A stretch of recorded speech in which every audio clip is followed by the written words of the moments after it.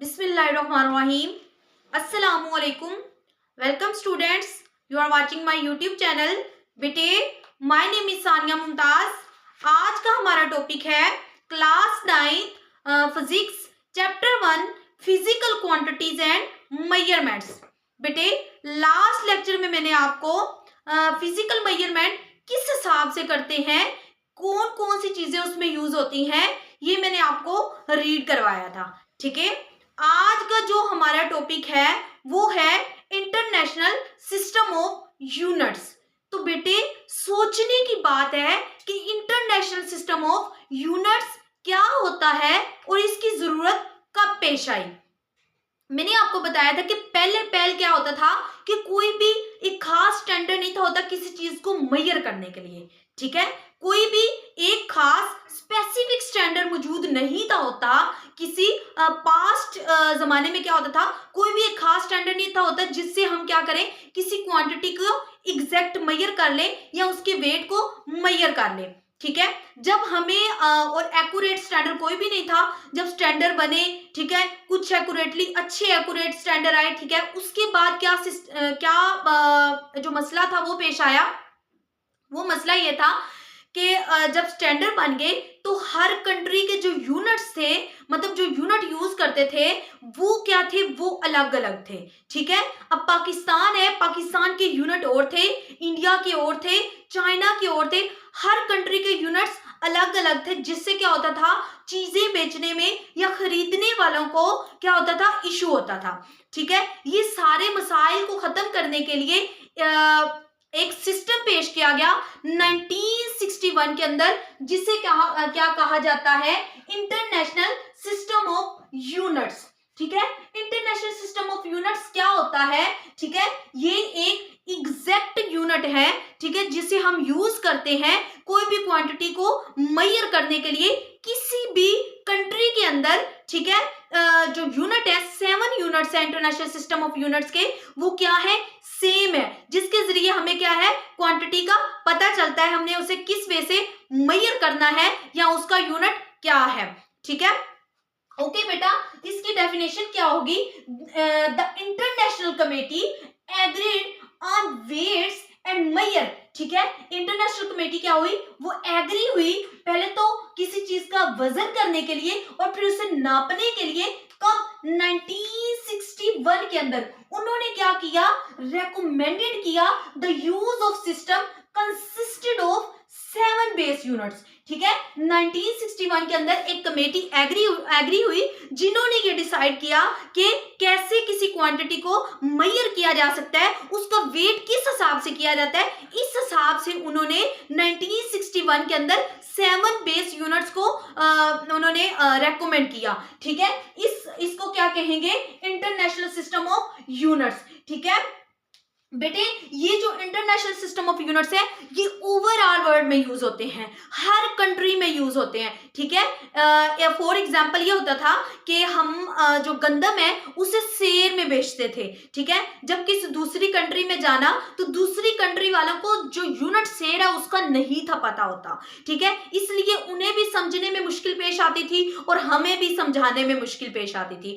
इसलिए एक committee agree हुई. ठीक है, उन्होंने क्या किया, वेट को मेजर करने के लिए एक 1961 के अंदर एक वैल्यू रेकमेंड की जिसमें 7 बेस यूनिट्स थे. उसे क्या कहते हैं, इंटरनेशनल सिस्टम ऑफ यूनिट्स. ठीक है, इंटरनेशनल सिस्टम ऑफ यूनिट्स कितनी है, उनके यूनिट क्या है, उन्हें सिंबलाइज किससे किया जाता है, उनकी फिजिकल क्वांटिटी क्या है, उनके यूनिट्स क्या है, उन्हें सिंबलाइज किस हिसाब से किया जाता है. बेटे सबसे पहला यूनिट हमारे पास क्या है, लेंथ.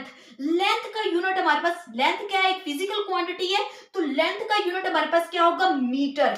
ठीक है, लेंथ का यूनिट क्या है, मीटर, और इसे सैंपल इसे स्मॉल एम से जाहिर किया जाता है, शो किया जाता है. उसके बाद क्या था, मैस. मैस को किसमें, मैस का यूनिट क्या था, केजी. इसमें इसे केजी में मेजर किया जाता था और किलोग्राम, और इसका सैंपल क्या था, केजी. टाइम का यूनिट क्या था, सेकंड, और इसे स्मॉल लेटर एस से जाहिर किया जाता था. टेम्परेचर को केल्विन में, और इसका सैंपल क्या था, के. इलेक्ट्रिक करंट को एम्पियर में, और इसका सिंबल क्या था ए, और इंटेंसिटी को कैंडेला में इसका क्या था CD, और अमाउंट ऑफ सब्सटेंस को मोल में, तो इसे जस्ट MOL से शो किया जाता था।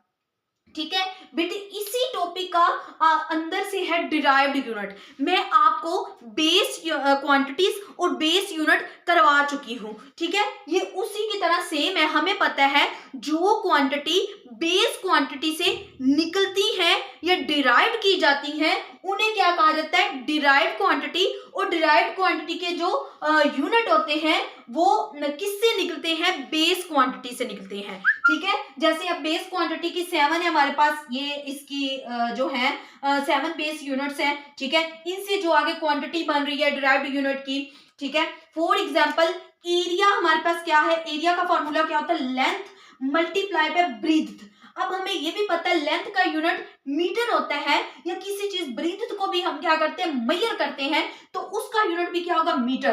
तो ये दोनों हमारे पास बेस से डिराइव्ड हो रहे हैं, इसलिए हम इसे क्या कहते हैं, डिराइव्ड यूनिट, और इसका यूनिट क्या होगा, मीटर पर स्क्वायर। ठीक है, ओके मेरा बेटा। आगे स्पीड है, स्पीड का फार्मूला क्या होता है, डिस्टेंस ओवर टाइम। ठीक है, स्पीड का फार्मूला क्या होता है, डिस्टेंस। हमें पता है किसी चीज का डिस्टेंस मेजर करना, तो हम उसे किस में मेजर करते हैं, मीटर में, और टाइम का यूनिट क्या होता है, सेकंड। ये दोनों वैल्यू हमारे पास बेस की हैं। ठीक है, इसलिए ये यूनिट इसका क्या होगा, मीटर पर सेकंड। ओके बेटा, उम्मीद करती हूँ यहां तक आपको अच्छे से क्लियर हो गया होगा। जो नेक्स्ट हमारे पास टॉपिक है वो क्या है, SI यूनिट्स की प्रीफिक्सेस। प्रीफिक्सेस को हम क्यों यूज करते हैं, ठीक है, किस हिसाब में यूज करते हैं। बेटे कुछ वैल्यू हमारे पास बहुत बड़ी होती हैं, बहुत लंबी होती हैं, जिन्हें हम बोल नहीं सकते, हमें बोलने में भी मुश्किल पेश आती है और लिखने में भी बहुत ज्यादा मुश्किल पेश आती है। ठीक है, उसकी आसानी के लिए, हमारी आसानी के लिए क्या साइंटिस्ट ने क्या वे चूज किया, SI प्रीफिक्सेस का वे चूज किया। ठीक है, जिसे हम क्या करते हैं, यूज करते हैं। The SI unit is a decimal system. वो कह रहा है कि जो SI यूनिट है वो क्या है, डेसिमल सिस्टम है। डेसिमल सिस्टम क्या होता है, ठीक है, पॉइंट ये है कि डेसिमल सिस्टम क्या होता है बेटे, 0 से लेकर 9 तक के जो नंबर्स आते हैं, 1 2 3, यहां से लेकर ये 9 तक के जो नंबर्स आते हैं, ये डेसिमल सिस्टम कहलाता है, नंबरिंग वाला सिस्टम कहलाता है। ओके बेटे, प्रीफिक्सेस को हम किस में राइट करते हैं, 10 की पावर में राइट करते हैं। 10 की पावर यूज करते हुए हम किसको राइट करते हैं, प्रीफिक्सेस को राइट करते हैं, किसी चीज को आसान करने के लिए। ठीक है, अब देखें, ये एक वैल्यू हमें दी गई है 5 है, 5 के नेक्स्ट कितने हैं, 7 जीरोस हैं। अब हमें इसे पढ़ने में मुश्किल पेश आएगी, तो हम इसे कैसे राइट करेंगे, हम यहां से 1 2 3 4 5 6 7, ठीक है, इसमें 7 जीरो, हम लेफ्ट से मतलब राइट से लेफ्ट की तरफ जाएंगे। जब मेरा बेटा हम लेफ्ट से राइट की तरफ जाते हैं तो ऊपर जो 7 का साइन होता है वो पॉजिटिव में होता है। 5 मल्टीप्लाई बाय 10 की पावर 7 मीटर। अब हमें इसे पढ़ने में मुश्किल पेश आ रही थी, लेकिन जब हमने ऐसे प्रीफिक्सेस में इसको 10 की पावर में राइट किया तो हमें क्या हो गया, इजी हो गया। इसी तरह एक वैल्यू हमारे पास क्या है, यहां से 0.000, ठीक है। अब क्या है, हम बाएं से दाएं तरफ जा रहे हैं। जब हम बाएं से दाएं तरफ जाते हैं तो जो 10 के ऊपर साइन आता है वो हमारे पास किस में होता है, माइनस में होता है। तो हम जीरोस को पहले काउंट करेंगे, 1, ये देखें 1 2 3 4 5, ठीक है। अब हम करेंगे 4 मल्टीप्लाई बाय 10 की पावर -5 मीटर, ठीक है। तो ये हमारे पास इसका आंसर आ जाएगा।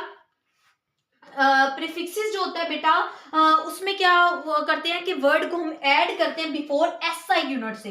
SI यूनिट से पहले हम प्रीफिक्सेस के वर्ड को ऐड करते हैं, जिसमें फॉर एग्जांपल हमारे पास क्या, मिली। मिली की वैल्यू हमारे पास क्या होगी, 10 की पावर -3, सेंटी 10 की पावर -2, किलो 10 की पावर 3, मेगा 10 की पावर 6, गैगा 10 की पावर 9, ठीक है। अब फॉर एग्जांपल हमें क्या वैल्यू दी गई है, 5000 मिलीमीटर। हमने मिलीमीटर को किस में कन्वर्ट करना है, मीटर में। तो हमें पता है मिली की वैल्यू क्या होती है, 10 टू पावर -3, तो ये जब नीचे वैल्यू आ जाती है बेटा, जब नीचे से वैल्यू ऊपर कन्वर्ट होती है तो माइनस में चली जाती है। अब नीचे आ गई, हम इस पर डिवाइड कर रहे हैं तो हमारे पास 5 मीटर, मतलब जब हम 1000 पे डिवाइड करेंगे तो हमारे पास खुद ब खुद 5 मीटर इसकी वैल्यू आ जाएगी। उसके बाद देखिए 50,000, ये सेंटीमीटर है, हमने इसको किस में कन्वर्ट करना है, हमने इसको मीटर में कन्वर्ट करना है। सेंटीमीटर से मीटर में कन्वर्ट करने के लिए हम पहले से पढ़ चुके हैं कि हम 100 पे डिवाइड करते हैं। जब हम 100 में डिवाइड करेंगे तो हमारे पास 500 मीटर आ जाएगा। इसी तरह ग्राम को केजी में करने के लिए भी हम किस पे डिवाइड करते हैं, 1000 पे डिवाइड करते हैं, तो हमारे पास क्या वैल्यू आ जाएगी, 3 केजी। ठीक है, ओके बेटा, उम्मीद करती हूँ कि आपको ये लेक्चर अच्छे से क्लियर हो गया होगा। Thanks for